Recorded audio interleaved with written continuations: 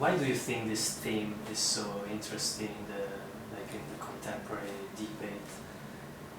Well, it's part of the Roman ritual that's been around since the Gospels. And it's unusual. It's controversial. Not everyone believes in it. But even those who are skeptical went to see my film, you know, because it involves things that we do not have a ready answer for.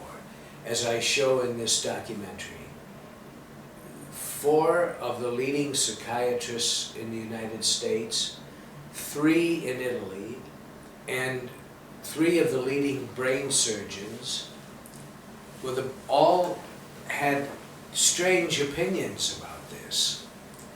The brain surgeons had no idea what was going wrong with her.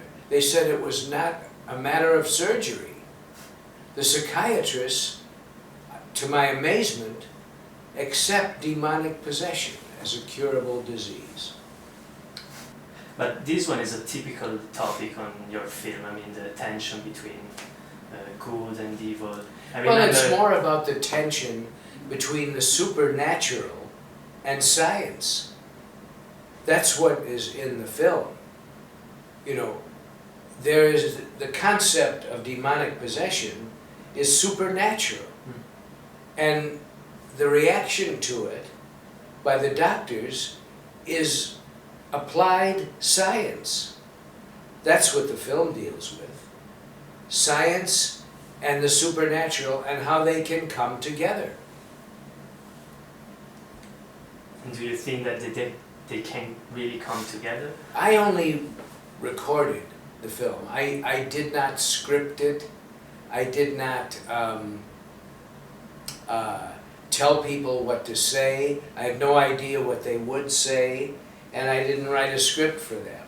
And they didn't know what my questions would be before I asked them, like this interview.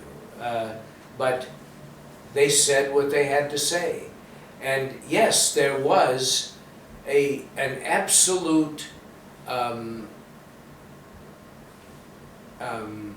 coming together of science and the supernatural in this documentary, in that the psychiatrists accepted possession and the brain surgeons would not know how to cure it.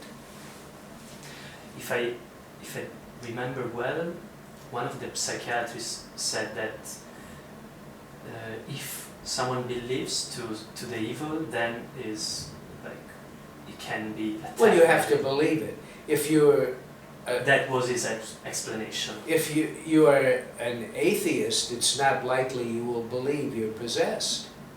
If you're Jewish or Muslim, it is not likely that you will believe you're possessed. Although they have equivalent things in both Islam and in Judaism. There are equivalent things.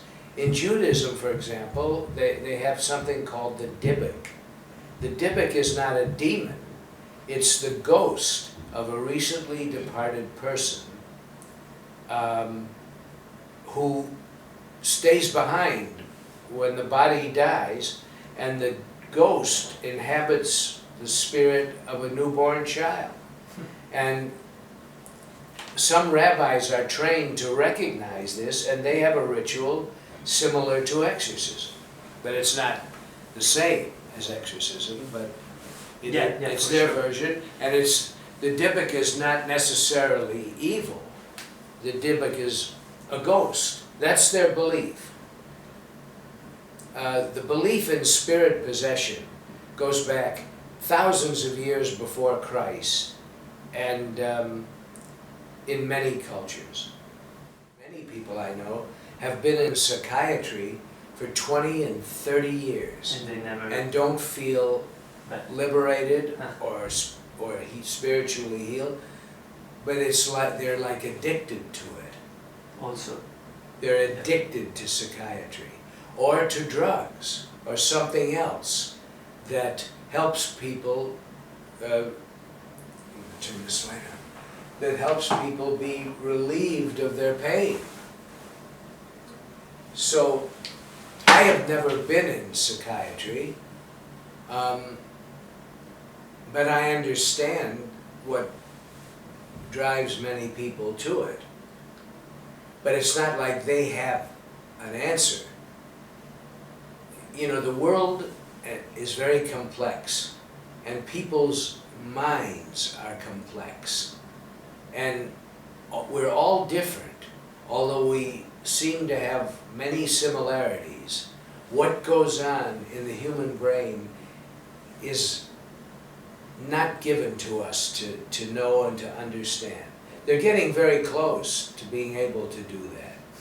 In brain mapping, you know, the way they've been able to chart where various things exist in the brain, they've come very close.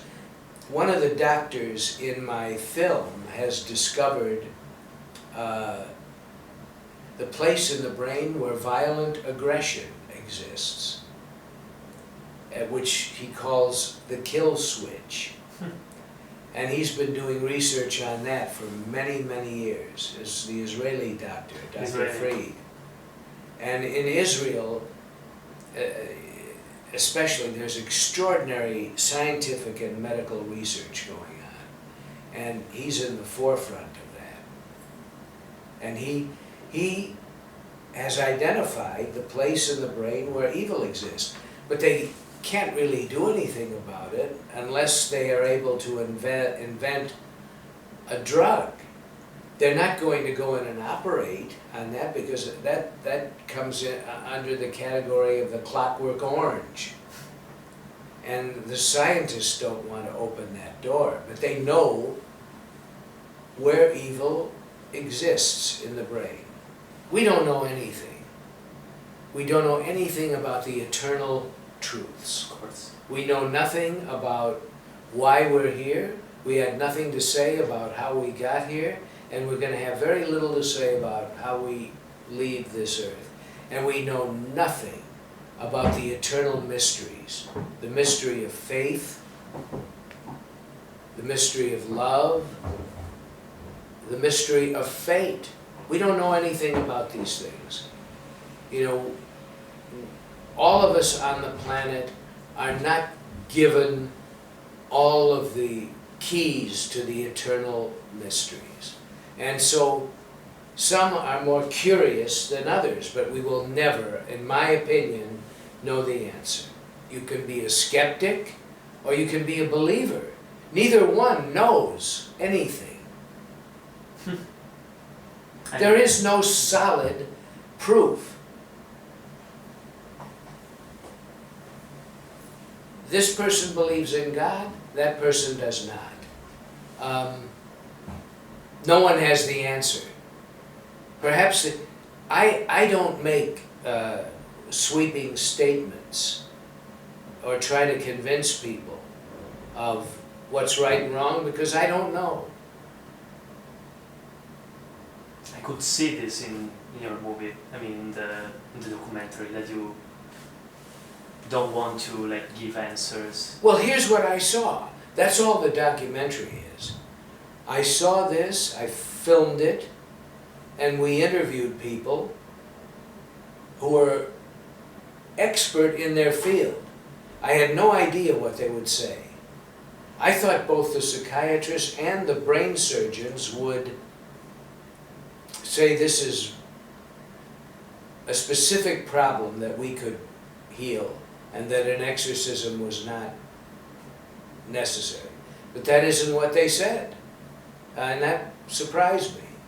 Now, I could have gone all over the world and spent the rest of my life going maybe to Turkey and Addis Ababa, you know, and China and Japan and everywhere, and maybe found somebody who could explain this. But I was not prepared to devote my life to a study of it. I had never seen an exorcism. Most of the people on this earth have never seen an exorcism, let alone photographed it. I would say 99.9% of the priests, Catholic priests, have not seen an exorcism. It's not a show. It's not an entertainment.